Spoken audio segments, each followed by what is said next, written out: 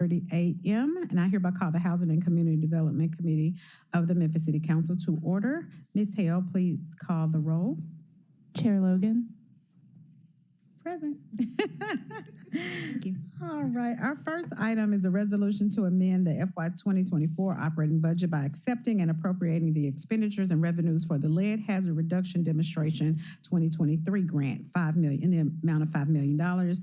That includes funding for the Health Homes Initiative, $700,000, and the total amount of $5,700,000.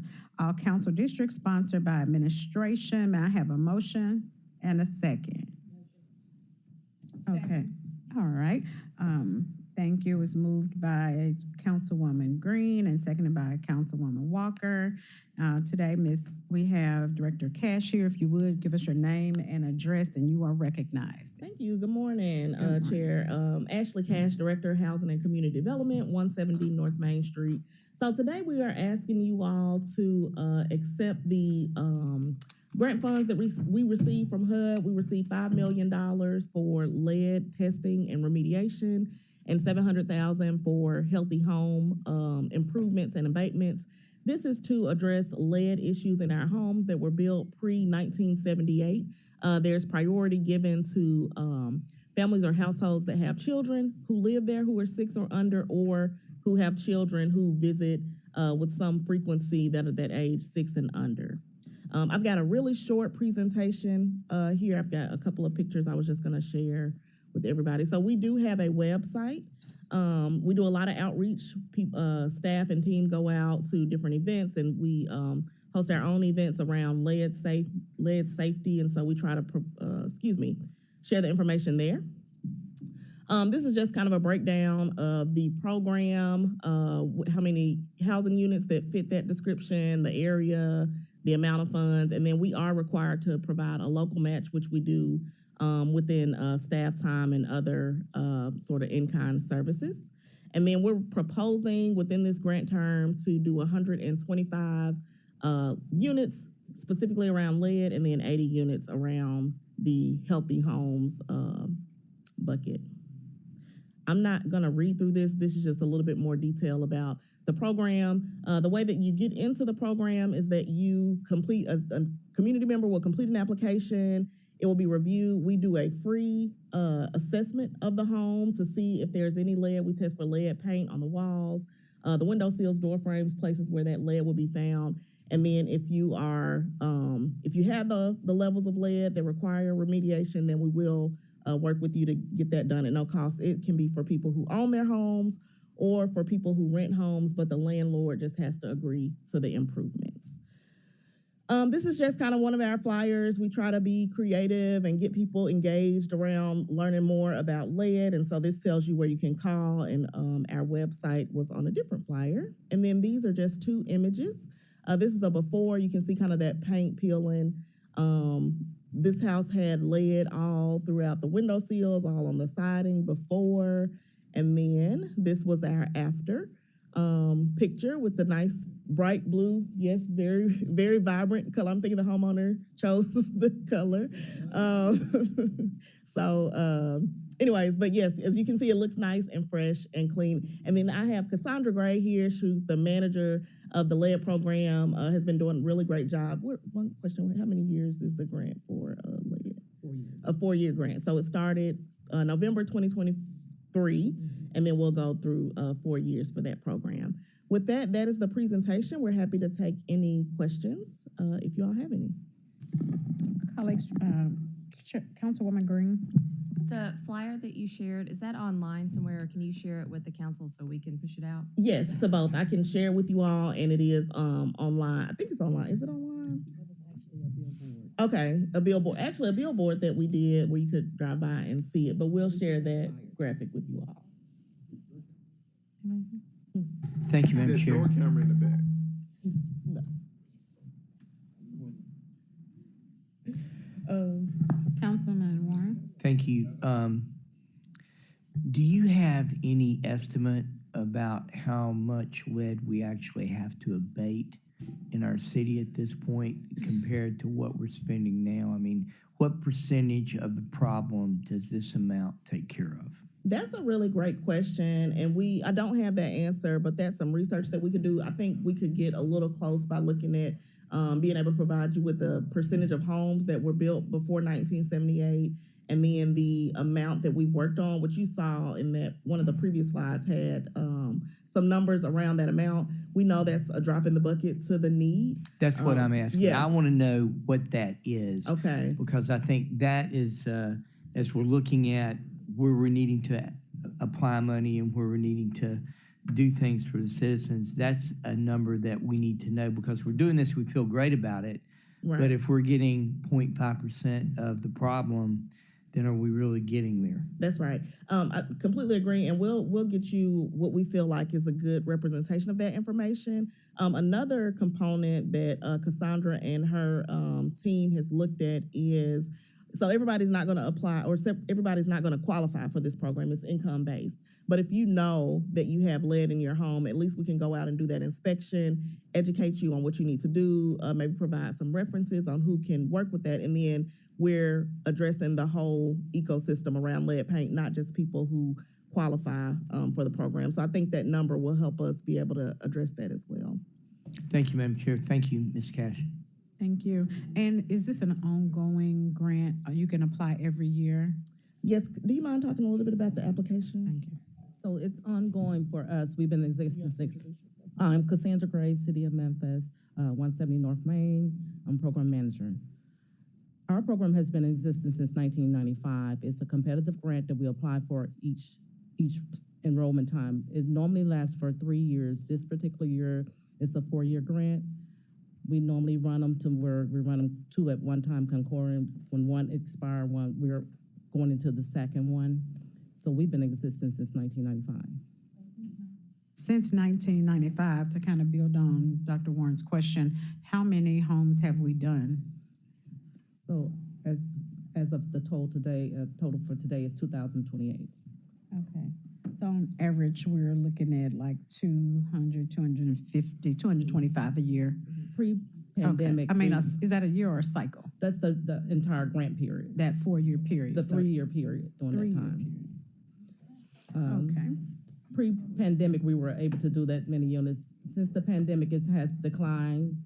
We are still building up our contractor pool, as well as to get applicants to come in and apply. If someone would like to be a contractor, they would need to go through OBDC? They would go directly through our program. Your program. And we have that information on the website. It's leadsafememphis.org, I think. And on there, it talks about bidding opportunities, being a contractor. Of course, you can reach out to me and we can get that person or that group directly connected. Would you say that one more time? Yes. So on our website, leadsafememphis.org, we talk about bidding opportunities if a contractor wants to be a part of the program, or they can reach, y'all can reach directly to me, ashley.cash@memphistn.gov, and we'll get you connected with Cassandra or whomever needs to be there. All right, great. And that was leadsafememphis.org? Yes. Okay, great. Thank you so much. Anyone else have any questions? And I think thank you so much. We appreciate the presentation. And if there are no more questions regarding this, I think we have some other business before us, and I'm going to recognize Councilwoman Swearingen Washington. Thank you. We're so excited to have the students here from Parkway Village Elementary School. They're here for a tour and to experience government today. They look fantastic. Absolutely. And we're just so excited to have them here today. Thank you. Thank you all for being with us. Thank you all for that. Oh, I'm sorry. Yeah, absolutely. All right. Thank you all for being here. Let me close out this with a vote. We're going to have a voice vote. All those in favor? Aye. Any opposed? It's in the opinion of the chair that the ayes have it. This carries. Thank you. Director Cash almost didn't have anything. I guess distracted by the beautiful children here today. Thank you all. This committee is adjourned.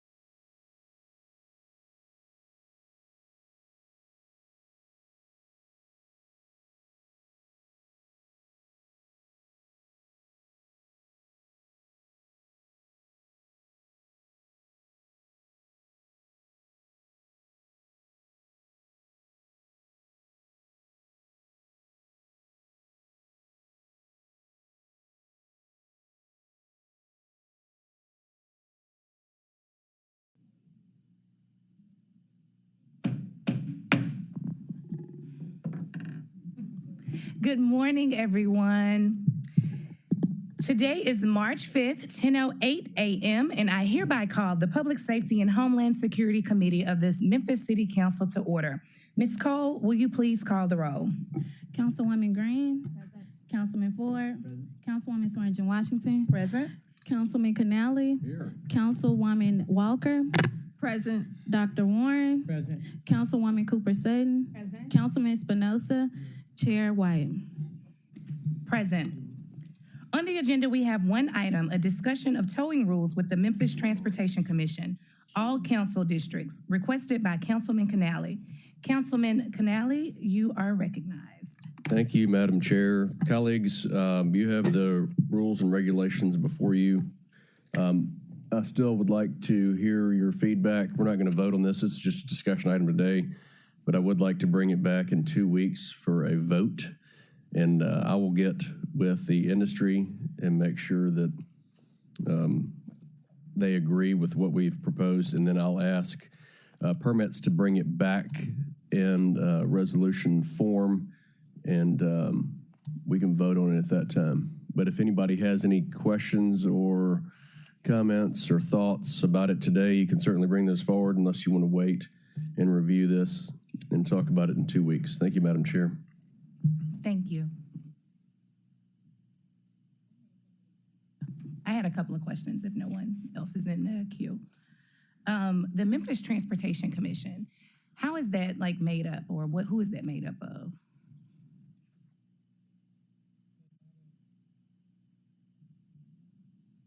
First time doing this, so thank you. Please state your name and your address.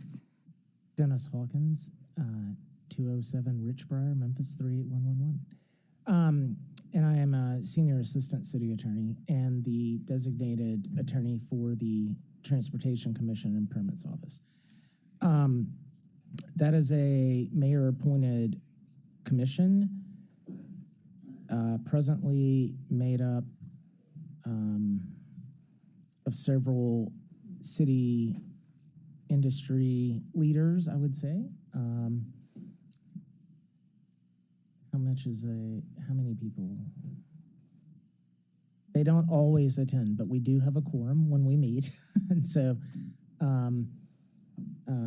Kevin Kane is on it, Scott Boucher from the Peabody, Tawanda Knight,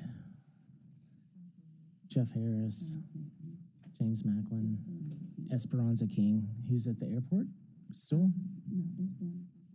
Okay, not with the airport anymore.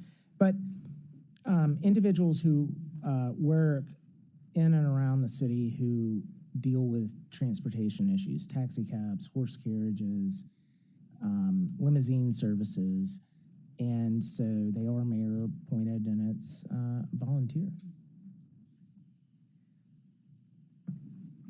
And one of the things that I wanted to ask about the towing company requirements, and so it has that they of course have to keep insurance, and I saw where the city of Memphis would be named as an additional insured, but will there be some type of annual compliance or audit or random check of some of these things? For instance, will there be some random audit of files to see if the towing company is actually complying with these rules? Will there be some type of review? What does that look like outside of complaints? Sure. So Ms. Fuller-Love, who's the permits administrator, can request to review the books at any time. And by books, that means what they're charging, the fees. Every time they renew, which is yearly, they have to produce insurance requirement certification to her. The Memphis Police Department does have a representative, Gerald Lake, who is in the permits office, who inspects on a regular basis and can at any time go inspect, not just with complaints. And they are supposed to let him do that, and they do. So there are random checks, Chairwoman, that do occur. And again, Ms. Full-Love can request those books at any time. The rotation list, who will keep that or who will be responsible for that? So the rotation list is kept by the Memphis Police Department dispatch, and it is divided up into zones. Presently, I think the way it works is so it's divided up by zones in the sense that a tow company can only operate on the rotation list in that zone, and the dispatch calls come in. They start at the top of the list. If that company cannot meet that tow request, they go to the next available operator, and so on. But that's kind of a nutshell of how that works. And so I'm trying to understand this rotation list. The rotation list will be kept by the Memphis Police Department. Is this inclusive of every tow company that has a permit, or is this only for tow companies that actually request to be on the rotation list? That the second is correct. They have to apply for a tow permit, and at the same time, they can apply to be on the rotation list. There are other requirements that are enacted for them to be on the rotation list. They have to have a certain capacity, a certain storage capacity, be there within a certain time, those sorts of things. But it is a separate application, and it is reviewed and approved by the Memphis Police Department's representative, who is Ms. Fulclove. And so would these rules that we have before us now, would these only apply to those on the rotation list, or would it apply to all towing and wrecking services? It's across the board. Okay.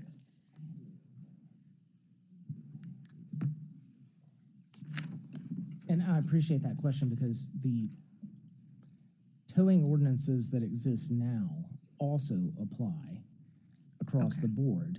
It's just if you want to be on the rotation list, there are some additional requirements.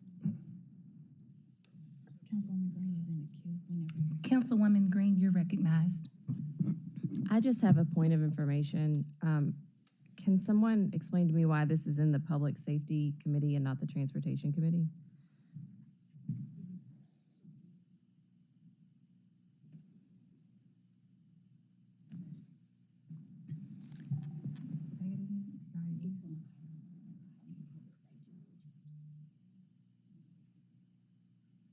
So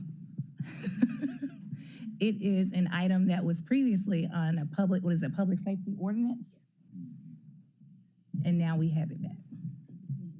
Thanks for clearing that up. I was just confused because when he started speaking about entertainment vehicles, and we have that in transportation later, why these would not be in the same committee. So thank you.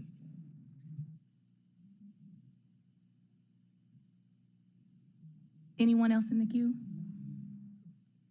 I had one more question about the record coordinator. Is that going to be a position within the MPD, or is that something through the transportation committee?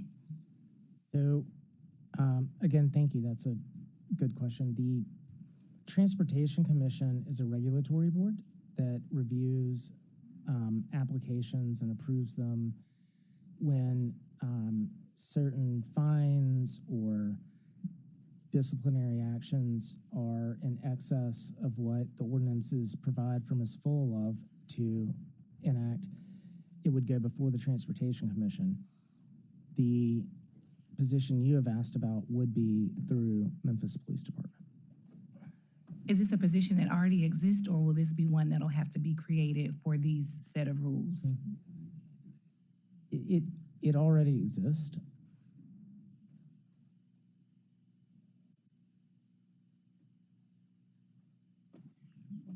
Councilwoman Logan, you're recognized.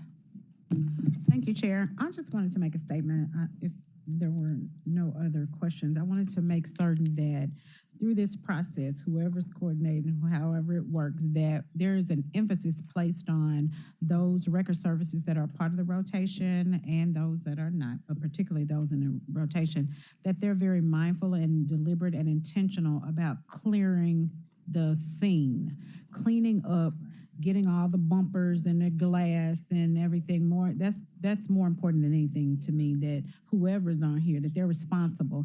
And if they're not, that there's a way to get them off the rotation. If, and some type of way to keep up with that, and because it's just out of control now. So can you speak to that in terms of those companies or records that don't uphold a standard or they violate standard, what the policy is? And it may be in here, I apologize, I didn't see that or read that part, but how to get them off, or if you have a lot of complaints about them, what's that process? Yes, thank you, Councilwoman. Obviously, Ms. Fullilove is not out on the streets all the time when the towing is going on, but there are requirements about cleanup. They have to have a certain amount of oil dry on the back of the truck. They're supposed to remove all debris. And if there is a complaint that comes before Ms. Fullilove, she is very good at noticing those companies, having an administrative hearing, and doing what she can within her powers to fine or suspend a company who's not abiding by the rules, as the representative of the Memphis Police Department rotation list. So that is of the utmost importance.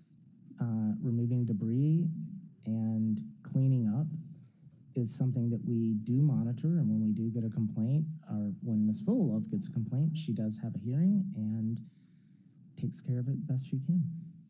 So that is a part of the process. It is. Payment yes, should be attached to making certain that you complete the process, that you, even if they have to take pictures and send them or something, like take a snapshot that it's clean and no bumpers and glass and debris.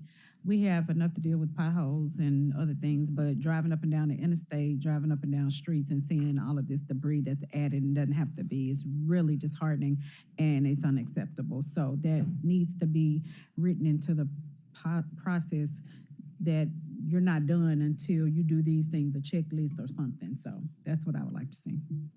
Yes, and it is presently in the ordinances, and we do when she gets complaints about if a tow company left something at the scene and it was reported by either MPD or a citizen, she would address it. Thank you. To Councilwoman Logan's point, I would say, because my thought is that after the tow truck is gone, for instance, if we're driving down 240, we wouldn't know what tow truck left it. So, and I don't know what it would look like to have some kind of requirement in place. I don't really know what that looks like, but I would like for you all to brainstorm that as well. What is it that we can do to make sure that these towing companies are cleaning up debris after towing from accidents? And They could take a picture and send it to them and put it with the file or whatever the report is for that particular pickup or something. But we need to see that. We need to have proof that they did it. They cleaned it up and it was clean when they left. Because I have called the 545 cops to find out who was the towing company in this particular wreck that happened today or whenever, to find out, and that process doesn't really work to go back and find that out. So, Right. Thank you. Sure, and I appreciate that, Councilwoman White, that, again, as the permits administrator, her role is somewhat reactionary. Only when there's a complaint does she know what has happened. And so if there's a more proactive element you all would like, then I think we could address that through an ordinance. But her role is very well defined presently, so she only hears when things don't happen. So, and that's probably something we'll just have to brainstorm on. Councilwoman Cooper Sutton, you're recognized. Thank you, Chairwoman White. To add on to what you all were saying, I went on a ride along and there was a wreck there. And the police calls the tow, am I correct? They write it up, whichever tow company that it is that correct? Is that correct? Okay. And the officer that I was with did try to make sure that there was no debris left during that accident. And to piggyback off of what my colleagues have asked, I don't think that that should be the police making sure that they have to make sure that the debris is picked up. That should already be part in the contract. And because I was kind of like, they're going to leave that there and not, get it? Because they had to call like 2 tow companies because one tow truck was not large enough to tow one of the vehicles. But that was kind of odd for the police to be responsible for reminding them to do that. I don't think that should be the police responsibility to just mention that you should be picking up the debris. Could I be recognized?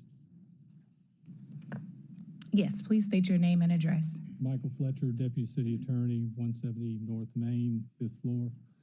To answer that, actually, the practice is that the police tell them to stay until they have it cleaned up. That's the requirement that they must meet in order to stay, and that's a requirement because they have to stay on the rotation. As far as knowing who, it is supposed to happen in all of the traffic reports. If the vehicle's been towed, that the name of the tow company should be on the accident report. So that's how we would determine if someone failed to. That would be one way to determine if someone failed to clean up. And it should be, because how would they not know where to get their vehicle and who towed their vehicle and where it is towed to? So that should be. I mean, you're exactly right. So we should have access on who towed it and who's responsible for making sure that debris. I don't know if that happened because I was on that ride along that night to make sure, and I asked the question about the debris that was possibly going to be left, and and they retract. So you're right, the tow is on there because they handwrite everything. The police officer is handwriting everything during that time that I was there doing that tow, of who it was, the call, so I got to experience that, but that was a good question. I got to actually see it in action. They were going to leave the debris there. Yeah. Councilwoman Logan. Thank you. Our police officers are doing enough, and then if there's some pop off at the scene and they have to go and do all this, they're not thinking about that. And I really feel that it needs to be, and I would like to see it attached to the tow company's responsibility. And it's very simple to just take a picture of the scene once it's done and turn it in. It should be on the tow companies to be responsible to clean the area, not the police trying to figure out that and stay with them and tell them, go get that trash and go get that bumper. That's not that's not the most effective and efficient way, in my opinion. I would like to see it put on the tow company. And one way to know if the scene is done is for them to take a picture and put it with the report. It's simple. Or the receipt or the invoice. When they asking for their money, we need to know that y'all cleaned it up, period. And maybe a couple of views of that, in addition to that information being in the police report, and we can always refer back to it. And if we see a number of them getting complaints, one particular one getting a lot of complaints, then that, we have to address that. But it shouldn't be, zero tolerance on leaving bumpers and trash and car parts and glass everywhere. That's an easy fix. That's low-hanging fruit that we can address. Thank you. I yield back, Chair. Thank you, Councilwoman Logan. Councilwoman Cooper Sutton, you are recognized. Thank you, Chairwoman White. And they do not, my suggestion, along with my colleagues, they do not get paid until we see proof, that that accident is cleared. And they've done their job and their due diligence to the community. So, if possible, could we attach something like that to it? I appreciate that question, Councilwoman Cooper Sutton. The vast majority of these tows are not paid by the city. They're paid by insurance companies or private entities. So I don't know how much we can regulate whether a third party is going to pay and when. So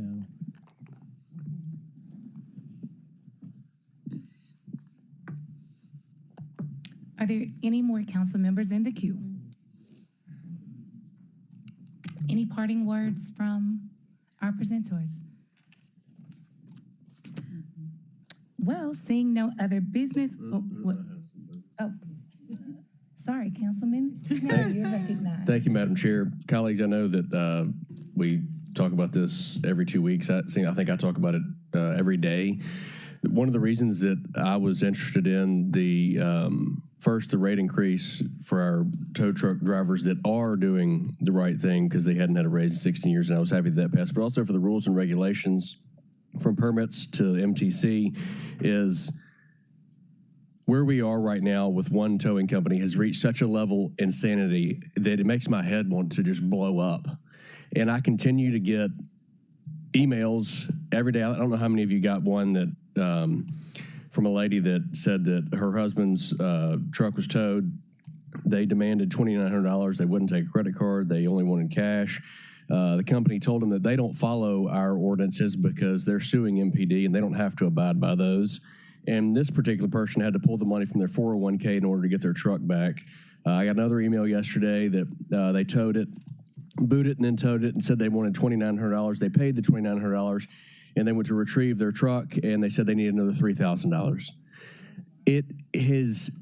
We are a logistics hub, and if we allow this type of behavior to continue to happen, and look, colleagues, the judges are doing us no favors because there's been 2 injunctions given during this process. There's 4 current indictments towards employees of this certain company, and I'm just asking you, imploring each of you to join me and do anything that we and everything that we can to stop this type of behavior before Memphis becomes a non-stop for some people because they're so scared of losing their truck. And then when they come up with these crazy fees off the top of their head that follow no ordinance, some of them get scared enough and pay it. And they don't even have the money to pay it, but they'll drain their bank account, their savings account, their retirement account in order to get their vehicle back. It is so crazy to me that in 2024, this type of behavior is allowed to happen. If their type of behavior does not call for a revocation of permit, I'm not sure that you can reach that level. So please continue. I'm going to ask the chairman to please allow us to have an attorney-client to get an update on some of the stuff that we cannot talk about in the public. But I would ask you, that's why I want this to be a collaborative effort on the rules and regulations for records, because not only do we want this company stopped, but we don't want anybody to do what they have been doing and stealing from people, truly stealing from people in the future. Thank you, Madam Chair. Thank you so much for your passion, Councilman Canale. Councilman Warren, you are recognized. I just want to make sure that I know that you only have the authority to do a 10-day hold on their license. Is that correct? Yes.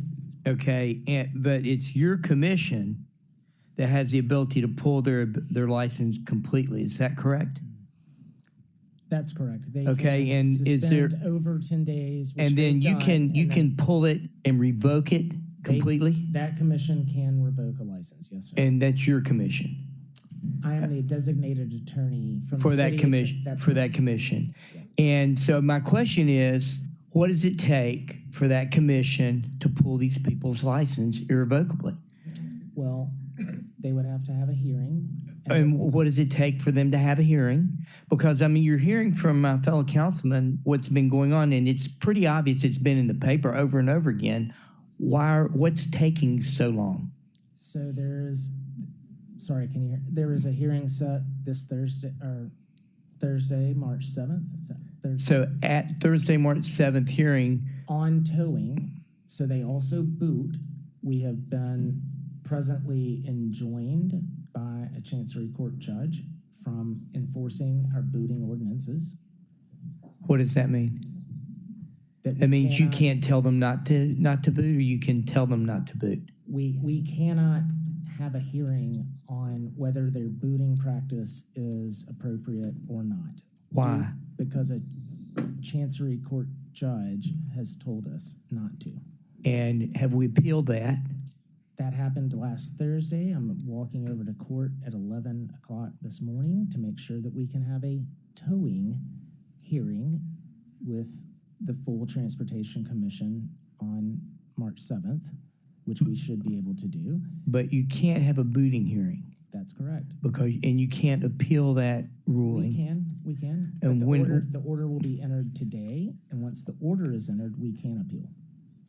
Okay, and so what we're dealing with is a company that's got very good lawyers that are blocking our ability to stop them legally. Is that correct? I'm not going to comment. I wouldn't go that far. I'm not going to comment on how good their lawyers are, but that is what the judge ordered. Okay, what's the judge's name? So We're gonna, I mean, that's legal. That's public knowledge to let the public know who the judge is. Who's the Chancery's Court judge? He said that. It was heard in part 3, Chancellor Jenkins. Chancellor Jenkins. Okay, so I think that is something that people should know in the press. Thank you, Madam Chair. Madam Chair? If I may, I've got to go to, we've got a hearing at 11 o'clock on this matter. Thank you. Don't be late. Thank you. Seeing no other business before, okay. They want me to make another announcement before we adjourn. To all of the council members in the Hall of Mayors, we have the MPD Laser Simulator from 9 a.m. to 1 p.m., and all members are encouraged to participate. Seeing no other business before this committee, the public safety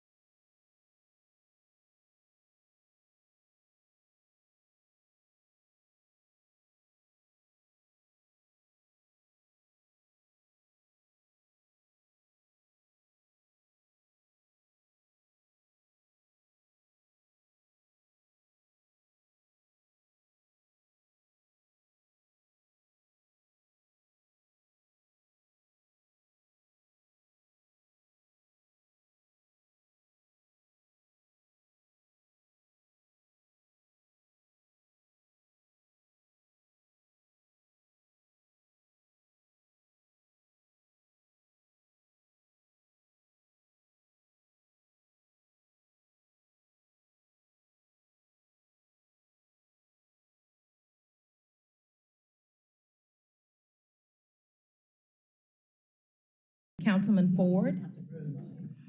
Councilman Canali. Here. Councilwoman Walker. Present. Chair Swearingen Washington. Present.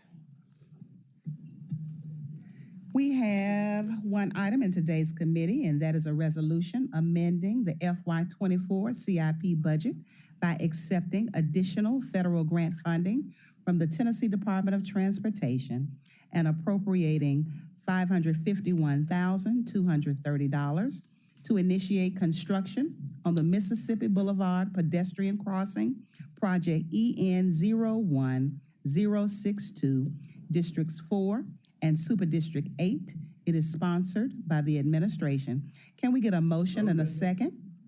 It's been moved by Ford Canale and second by Councilman Edmund Ford. Who from the administration is here to speak on this item? Good morning, Madam Chair. Manny Belen with the Division of Engineering. So what you have in front of you today is to accept additional grant money from the state to continue on the project that we're working on. This is a project that includes a multi-nodal safety improvements at two intersections. One is at Mississippi Boulevard and South Parkway, and the other location is Mississippi Boulevard and Walker. That includes enhanced crosswalks, curb extensions, pedestrian traffic signals, as well as full modernizations of the traffic signal at those intersections. So with that, we do want to ask for same night minutes on this item. Two reasons. One is the funds. There's no matching funds. This is accepting just additional dollars from the state. And the second reason is that we've already taken in bids on this project dating back December of last year, and we're anxiously waiting to get the project started, and with your help, we can do that. So with that, we do ask for same night minutes. That sounds like an exciting project. Any further discussion on this item?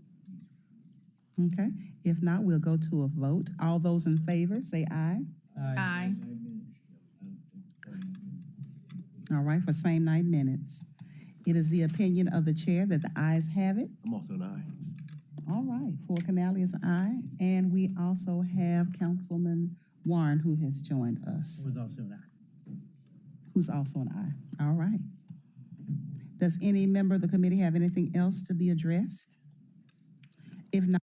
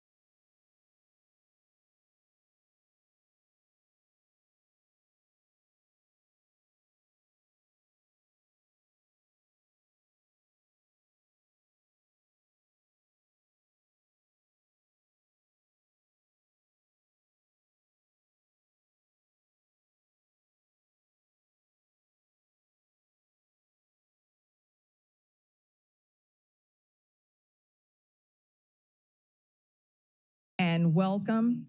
The time is now 10:45 a.m., and I would like to call the Memphis City Council's Libraries and Neighborhood Improvements Committee to order. Ms. Mauricio, can you call the roll, please? Councilman Warren. Present. Councilwoman Swearengin Washington. Present. Councilman Ford.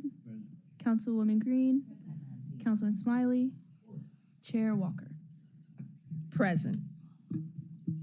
So we have one item on the agenda today, and we're going to hear a presentation from Black Lens Productions, all council districts, requested by yours truly. I've asked Mr. Jason Farmer with Black Lens Productions Film Studio to join us and give a presentation and share some information on how we can support their efforts. And before you speak, please state your name and address. The floor is yours. You may proceed. Thank you. Good morning, Councilwoman Walker. My name is Jason Farmer. My address is 1267 Auburn Road, Memphis, Tennessee, 38111. Thank you for the opportunity this morning to give you a brief update. One note of correction, the studio's name is BLP Film Studios. We had to digress from using Black Lens Productions. When we wanted to do our due diligence, there was a studio in California that was using that name, so we converted to BLP Film Studios. I have with me this morning my son, Jason Farmer II, who functioned for a couple of years as our executive intern while he was a student at Morehouse College. He's graduated now, and he's working as a junior executive with the company. Wonderful. I have my sister, Barbara Farmer Tolbert, who assists on legislative matters, and I have my wife, Audrey Chapman Farmer. We presented this, shared with the City Council, some overview slides that we have on the screen here. Basically, BLP Film Studios is organized as a Tier 2 film studio. A Tier 2 studio, as opposed to cities like LA, New York, LA, New York, Chicago, Atlanta, those are all Tier 1 film studio cities. Those are studios that have legacy production capacity, numerous sound stages, all of the training facilities.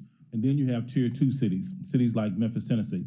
Memphis, our contemporary would be New Orleans, Louisiana. Shreveport, Louisiana is another Tier 2 city. And what we're attempting to do is we're attempting to make Memphis the premier Tier 2 film studio city in the country. Throughout this process, we've acquired 100 acres of land from Memphis Shelby County Schools. We closed on that deal in 2022 during the pandemic. We spent the last couple of years going through the regulatory and legislative processes here locally. We've appeared before this body several times. We received unanimous support on the zoning and necessary regulations we needed locally, and also from the county commission. At the state level, we're continuing to navigate through the state system. We've asked for some funding from the state as an aspect of tourism. We'll be appearing before the Black Caucus on tomorrow, and we're expecting a meeting with Governor Lee within the next couple of weeks. This is just an overview of the entire 100 acres of land. The property is located at the intersection of Elvis Presley and Holmes in Whitehaven. We're immediately south of the Super Walmart that's on the corner there. And what you'll see is just a layout of how the sound stages will be laid out, those big, large block buildings. Sound stages are just temperature, climate control buildings that allow us to go in and shoot projects year round. This is just a brief overview of how we got to this process. Our son that's sitting here several years ago now, probably 15 years ago, started saying he wanted to be a filmmaker. We had no idea what that looked like. I'm a career public servant. My wife is a career educator. And for years, we tried our best to dissuade him from that. But ultimately, it resulted in us researching the project.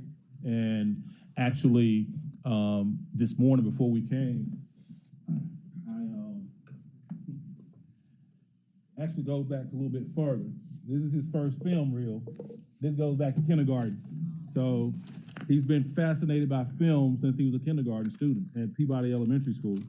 And so from that, we just started to research, and there are a number of factors that make Memphis an attractive Tier 2 city. There are, in the industry, is a term called BIPOC. It's Black, Indigenous, people of color, and women. The industry is currently male, white dominated on the business side of the industry, 95%. So what happens is most of what we see is from that lens because that's who greenlights projects.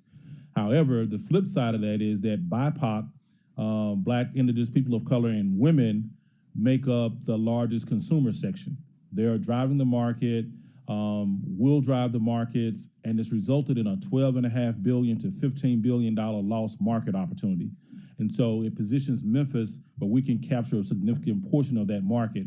We're estimating that we can capture a $3 to $5 billion portion of that market, with Memphis being the largest majority Black city, metropolitan area in the country.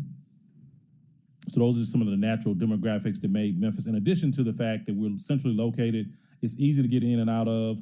We're hoping to get more flights through it with the Memphis Airport Authority. It makes it a little bit easier to get in here, but a lot of the filmmakers can drive within a day's drive, get in and out of Memphis very easily.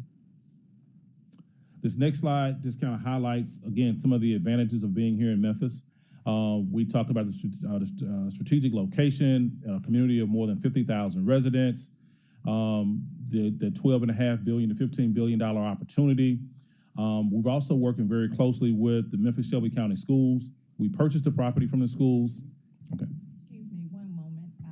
Excuse me one moment. I would like to recognize Councilwoman White has joined us in our chair. Councilman Smiley has a question. So I'm familiar with this project, and you kind of looked through the slides, and I was wondering, is there a direct act of this body today, or is this more so to get us up to speed on where you are now and what you're attempting to do? Because I think you indicated, you have the governor, hopefully have a meeting with the governor soon. I know you've been in talks with the commission, the county mayor. I want to know what the direct act is of this body. There is a direct ask, Councilman Smiley. I was reading through and I said, maybe they want to put that in there. It's in the cover letter. It's in the cover. I didn't put it in the slide deck. It's in the cover. So we have 3 direct asks. As we've been appearing before the state government, one recurring question we're getting is, what's the direct participation from the city and county government beyond the regulatory approvals that we've received? And so we've put forth 3 asks. Number 1, and I see Chief Davis is here, and we spoke briefly on last week. We would like to we get a phone call probably once a week about the crime. And there's concerns around the crime in the city and specifically the location of the film studio. So we would like to have a multi-agency police substation on the property. And I spoke briefly with Chief Davis on last week, and I have reached out to her office to schedule a meeting so we can have that in-depth conversation. And we've also reached out to Sheriff Bonner's office as well. Have you had any conversations with Mayor Young or Chief Adams at all?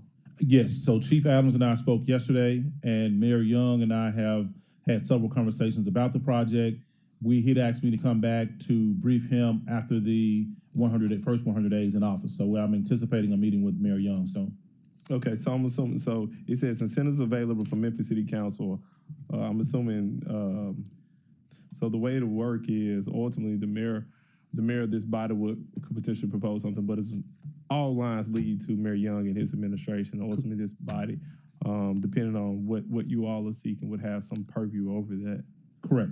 Okay. And so I didn't know, Councilman Smiley, like just in terms of TIFs, what other rebates or what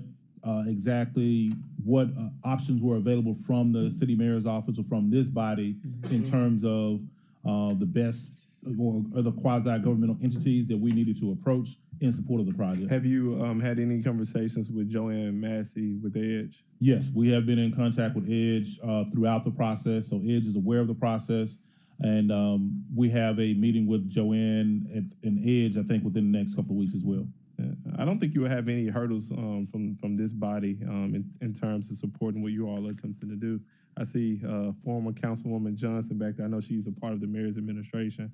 I mean, I can encourage you to have some conversation with Councilwoman Johnson because I know she's familiar with this project, from her time on this body, and she has a direct line of communication with the mayor. I think You know, in terms of logistically speaking, you'll probably want to start with the mayor and figure out what type of incentives you'll get from, you know, the state as well. But, you know, you won't have any opposition from this body. I think we all support, you know, the industry and want to see you do well. And you know, what I think when we talk about economic development, I think, you know, these jobs that you could potentially create and spurring the economy, I think, you know, it'd be well pleased to see that happen. And thank you, Councilwoman Walker, for allowing me to kind of jump the line to speak. And thank you all for coming. I really just want to ask some questions. I have a meeting to go to. So thank you so much. Okay. Thank you, Thank you, Chairman Councilwoman Smiley. Thank you. And Councilwoman Walker, if I can just go back to this slide, as it relates to the impact. You may have seen in the news lately a project called Break the Cycle that's coming to Memphis to film. Vernon Davis, Vivica Fox, and several other celebrities have signed on to the project. It's currently at a $1.4 million budget. The local spend on that project is currently at $900,000. We were on a call yesterday, and we're expecting some major production companies to come on and attach to that project. And we're anticipating the budget is now going to increase to $3 million, and the local spend on that is going to approach $2 million. That project was originally scheduled to shoot for 15 days, all on location in South Memphis, in Whitehaven. We're now expecting about 25 shoot days, and again, about $1.8 million local spend. Okay, thank you. So that concludes your presentation? Yes, ma'am. Okay. The floor is open for questions and comments. Would anyone like to be recognized?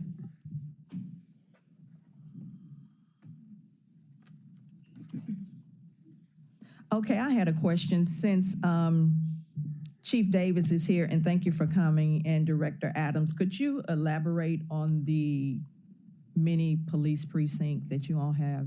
Yes, Councilman Walker. So on the image here, we have a section of the property that we're referring to as BLP Commons. BLP Commons is a forward-facing property onto Elvis Presley Boulevard, and we'll have support services there for the studio, such as retail, recreational, the police substation, and a minor medical clinic. We've recently had this production that's here now, that's coming here, Break the Cycle. One of the first questions they ask is the proximity to the police department. So we just need to work out a better, or not a better, because we don't really have a formal protocol in place in terms of when productions come into the city. What's the protocol in terms of providing security for those productions when they're here, providing shoot schedules to the police department, to the appropriate precinct. This project is shot primarily in the South Precinct District, and also, I think, Crump Station. I don't know if that's the appropriate name for it, Chief. Is that Crump Station? Because the other part is shot in the Soulsville Stacks area. So I think that's covered by the Crump Station. So just coordinating with those station commanders, but specifically the request that we're asking is for a multi-agency police substation to be located on the property. The property will pretty much function 18 hours a day, and we would just like to have this forward-facing facility where we provide the space, and the police department and sheriff's deputies use the resources to stop by and fill out reports. There will be food, there'll be office space there that they can use, not any kind of holding facilities, anything of that nature, but just pretty much a forward-facing, oh goodness, I'm trying to think of the term, my mind just went blank. Outpatient office. Yeah, well, respite, and also the community policing kind of aspect. Okay, thank you for that. If there are no, yes, Councilman Ford. I know I'm looking at the precinct right here, okay? I know you need some funds. Y'all that own the road in Elvis Presley. Yes, Councilman Ford. We're just, the Super Walmart's on the corner. I know. And then That's my Walmart. That's your, well. Yeah, I had that Walmart built when I was on the council before. Okay. That's my question I'm getting ready to come to, okay? That little building that don't nobody know about, supposed to be a precinct for the police, never was used. That building sitting out in front. In the middle of the lot? Yeah, well, it's on the corner of the lot. Yes, that was built just for police precinct. That particular Walmart was built as a model because Walmart wanted to really put Walmarts into the city. You know, Walmarts are usually on outskirts, and they were going to put precincts for police, free of charge. Our bad police director, glad he gone. A lot of y'all might know who I'm talking about. Ain't got to say the word. Stopped all of that. So that's a concern. I mean, that sounds good, okay? But that other one was supposed to be, never happened. And we'd be glad and to. We got a great police chief now. Yes, so, we do. I'm not worried about, hey, because we need all the help we can with some of these young folks of ours, okay? And I'd be glad to partner with Walmart, and they can put all the sodas and refreshments and everything else that the police want inside of there, and some tables and chairs. We'll gladly accept that from Walmart on behalf of Memphis Police Department and Shelby County Sheriff's Department. Good enough, but I want you to check with them on that because all of that was supposed to have been done. Okay, I'll be glad to, Councilman Ford. Like I said, that was supposed to be. Never happened because people sometimes stop things, okay? And it would have been good for the police department, everything free. But like I said, they wanted to put it all over the city, you know, because they wanted to open up really the stores, not just full Walmart, the shopping just for food. And they were going to put those precincts and stuff, really to help the police department out, in which, like I said, that's why when folks want to vote on chiefs and what you do and all the rest, think about the past, what some of them didn't do because they didn't want it to happen. They wanted to do something else that never did work. Okay, and I'm going back in past when I was there 20-something years ago. Okay, and we see what should have been taken care of. We see it today. Maybe some of our crime and all the rest would not have been if we would have looked at it a little bit different years ago. Okay? Yeah. Okay. So, but that was my question because I like it. You know, when I see police, because we sure need that presence. Okay, but yeah, and it was a concern. We've spoken to representatives from Tesla and also from Ford about the EV charging stations, and that's just one of the chief concerns with them is when those vehicles are charging, that the customers have access to retail and commercial facilities, and also that it's safe. And that's why I want you to get with Walmart because I think they'll help you all along the way, especially with that. Anything that will kind of down the crime. Okay. Yeah. Okay, thank you, Councilman Ford. Anyone else? Okay, well, thank you, Mr. Farmer, for coming out. Thank you all so much. Thank you, Councilman Walker. Thank you all. Is there anything else that needs to be addressed before this committee? So if not, we'll stand adjourned.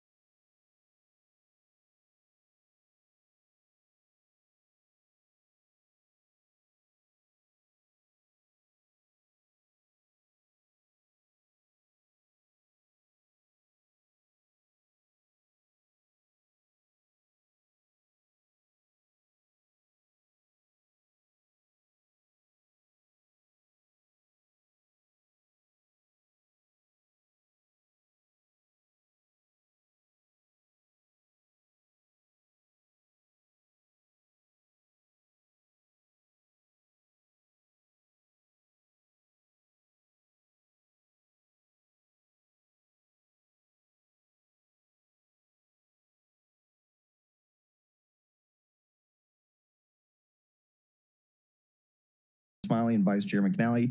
Can I have a motion and a second to hear this item? Second. Moved by Canali, seconded by Green. As the co-sponsor, Mr. Canali, do you have any comments for the body?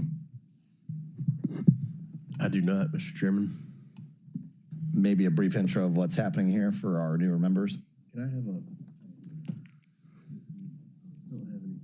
I'll kick it off.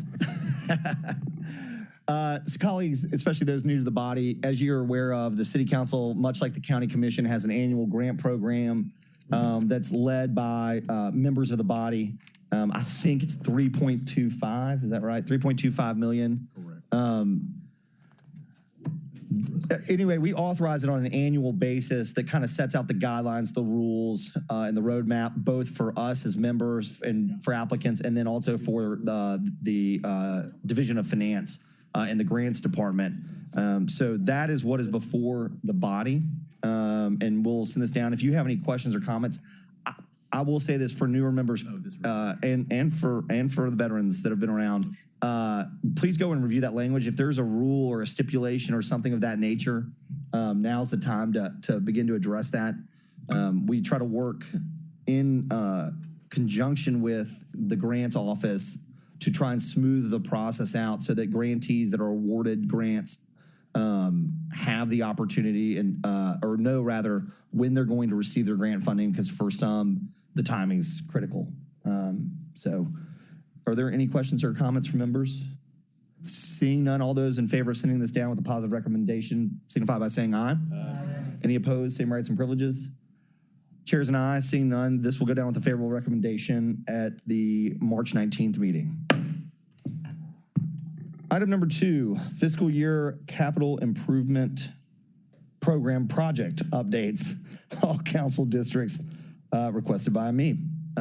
Division of Finance. I think this is going to be a high-level overview, right? No? Yes. Yeah, okay.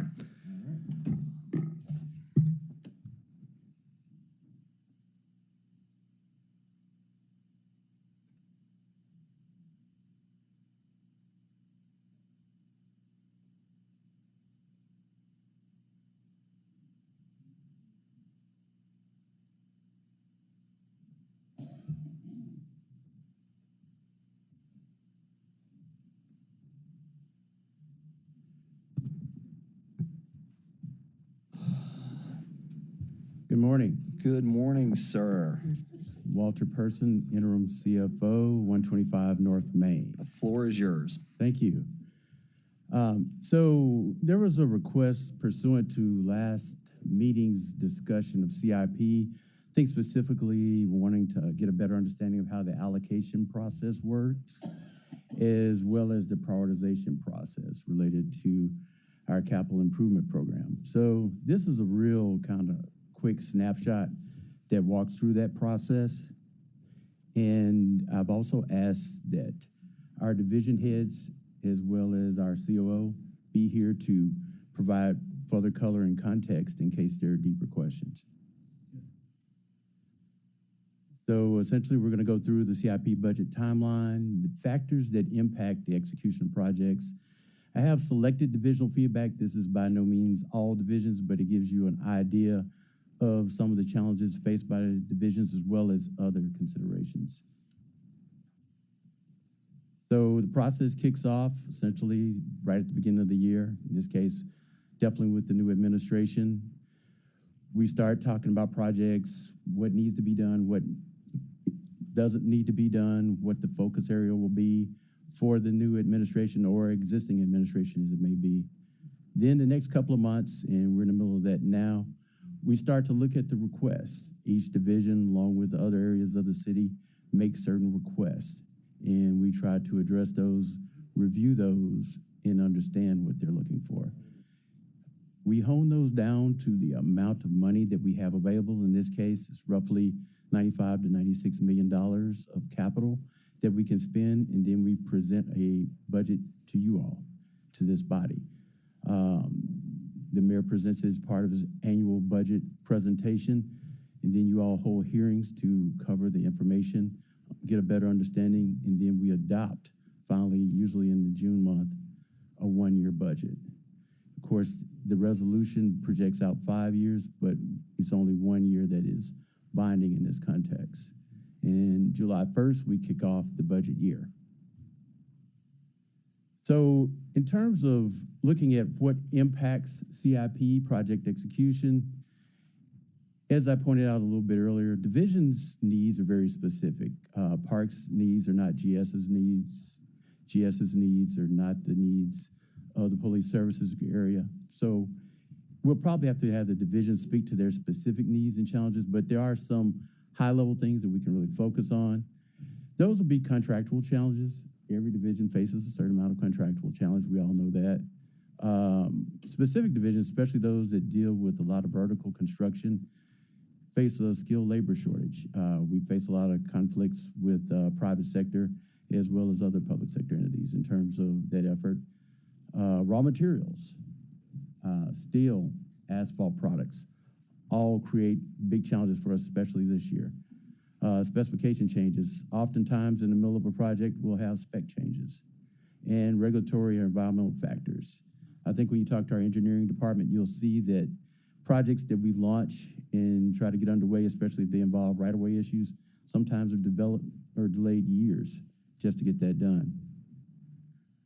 Here's a snapshot of some actual feedback that we received, mostly first quarter feedback related to challenges faced by the divisions. Engineering talks about, in the case of the traffic calming device cover line, funds were appropriated and transferred to other projects. This was likely because there were delays in getting traffic calming devices installed. In the other case, they're partnering with TDOT, and I think you heard from Manny earlier today where he presented a partnership with that federal grant. So the monies are dispersed in concert with TDOT's needs, so he really doesn't have full control over where that money goes and the timing of it. That's actually pretty miserable. Yeah, it is. Fire services. Similar situation, funds were appropriated and transferred pending a construction contract. Well, the contract was delayed due to contract negotiations. Again, in another case, we had drill tower improvements, which you've probably seen for several years now. Phase 4 was awaiting agreements between the City of Memphis and the contractor. General services, vehicle purchases, delivery time for fleet vehicles. It's been a delay, especially coming around COVID, but even delaying into this period. We've had vehicles that had 900-day delivery times. Other considerations, annual budget cycle, as we talked about, we have a reallocation of resources. Each council, each administration, even in the same administration, may have changing needs and they will reallocate the resources. So projects may be stopped midstream. Seasonal factors. You have to have a certain temperature and humidity threshold to do paving and pothole repair. Changing priorities. We may shift from repair and maintenance to new development. I know a lot of it happened in the previous administration. Environmental concerns. As I pointed out, a lot of times when you're dealing with environmental factors, you can delay a project a good bit. And then finally, matching requirements. When we're trying to match with federal, state, or local resources, there are timing delays that are associated with that. And that's it for me. Any questions? Yeah, you guys definitely kept that high level. Very, very high level. Do you want to, Chief Adams, do you want to touch on, and I think, thank you. Look, it's a complicated, complex process, especially that spans multiple years. I think what I would like is if we could just get a snippet on the record, and if we want to delve into it as we get closer to the budget season, we can. But I think what Councilwoman Green was going for is, and Councilwoman, feel free to hop in here so I don't put words in your mouth, but I think what she was going to is more of a, when we have projects that are slated across multiple divisions,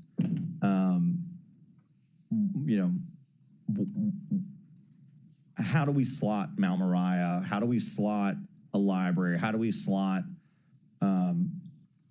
Audubon or Pine Hill? And then how are those things bid and go on, and who's managing? So really it's more about what I would call the project management process, and I know it's by division, but if you could kind of just talk at a higher level of whether it's specialized contracting or the, what that looks like and how projects kind of move the city doesn't see the difference. You know, it's the city entity, and I think getting that out there is kind of where we're driving at. Understood.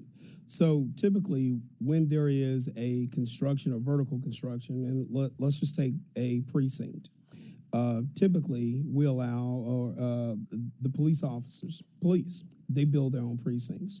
They understand what needs to be in a precinct, how a precinct needs to be built, outfitted, the accoutrements that a precinct may need. So from that perspective, what they do is they enter a design contract. Typically, the money that's allocated with regard to design, it takes anywhere from 6 to 9 months to design. So once you design, then of course you have to, and it happens within one fiscal year typically. Next, we go into the next budget season. We get the money allocated. So that takes us into the following budget season. If full construction is allocated, including FF&E, you start construction. Construction is anywhere from 18 to 24 months. So that takes you, if you add it all together, with maybe about 40 some odd months to really build a precinct. And then, of course, during that time, you have to order the FF&E that will be coming in as well. Same thing with fire stations, libraries, etc. Now, once the buildings are done, the buildings are then turned over to general services to manage and maintain. Well, really to maintain, so they maintain the building systems. So you have a police precinct, same police precinct in service for 5 years. You have to maintain the chillers, you maintain the building envelope, you maintain the electrical systems. General services then, in its major modification line, then budgets to repair what they have from a repetitive work order or from a true life cycle that has been exhausted. Because some items are run to fail, like a lot of your HVAC units, they are run to fail. So if it runs to fail, then of course they replace. So that's kind of like a high level, not knowing specifically what we're asking for. Thank you, Chair, and thank you, Chief.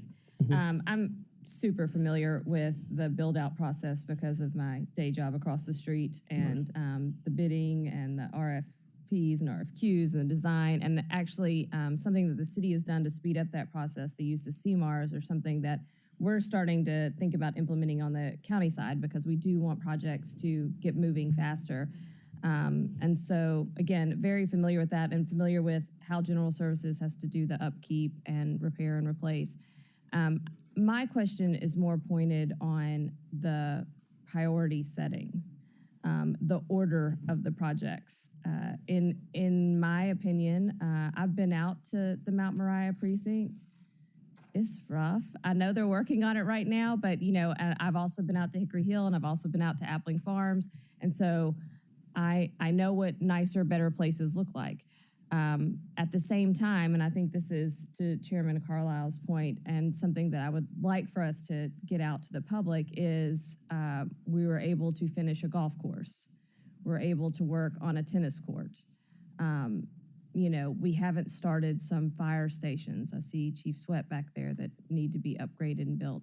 So, you know, if our number one priority, as our mayor keeps saying, is crime, crime, crime, it's confusing to some people why we, and to my constituents, why we would be able to finish some things in parks and not have our priorities focused on police stations and fire stations and the like. So that's what we're talking about, not how the design process and the upkeep works, but how we're priority setting these projects. We clearly had Accelerate, where we did say these projects need to go to the front, so we can do it. The question is, even within that, why are we not saying, let's focus on these first? Gotcha. And understood. And so to that end, that's why the young administration, rounding out its second month, has come back to you all in a collaborative approach to ask what are the priorities. To the extent at Southwest Twin, we are addressing, now it's a legacy project from the previous administration, where there is a rebuild or replacement of the Range Precinct and the library in that area. But we do have Mount Moriah that's under construction. And of course, that was, I think, the battle cry from the budget chair, which is, what's the life cycle of a building? And so again, we've endeavored in facility conditions assessments, and we're moving toward that as an organization to tell you the true life cycle so that we can move forward. That's one of the things that Councilwoman Logan has been asking as well, to replace when that happens. And it's one in which the administration should lead, but we should also be collaborative as well, because again, to your point, you may have an administration that has a direction in one area, but we shouldn't forget about our partners, which are the stakeholders, and you all are here. And that's not to say that the prior administration forgot, it's just that that was the priority. Thank you, Councilwoman. Councilwoman Logan. Thank you, Chair. Thank you, Chief, for this. And I missed some. I do apologize. I was downstairs being informed on public safety. Thank you, Chairman. And so if it's redundant, please forgive me and let me know, Chair. My concern or my wish is that, and maybe we do this, I'm not privy to the information, but certain things like police stations, libraries, certain community amenities or things that all communities need. We know they're gonna need them. And, is there an overarching design or goal or plan to have those things built or design periodically? I heard you say that you let the police say, well, we need a precinct, and then you would let them build a precinct. Is there a rhyme or reason to what that precinct should look like, and what they look like in every district or every community, or how many do you need and that type of thing? And so I'm thinking that this study that you're doing is going to speak to how we prioritize or bring things online, because certain things you're going to need. You're going to need a precinct. You're going to need a library. There's some other things that can't. It's just parks, community centers, and what community has one, when they were built, when we need to get another one. And shouldn't that just be all coordinated together? And you can, forecast how much it's going to cost, as opposed to putting it in certain departments. It's like a city thing, a citywide project.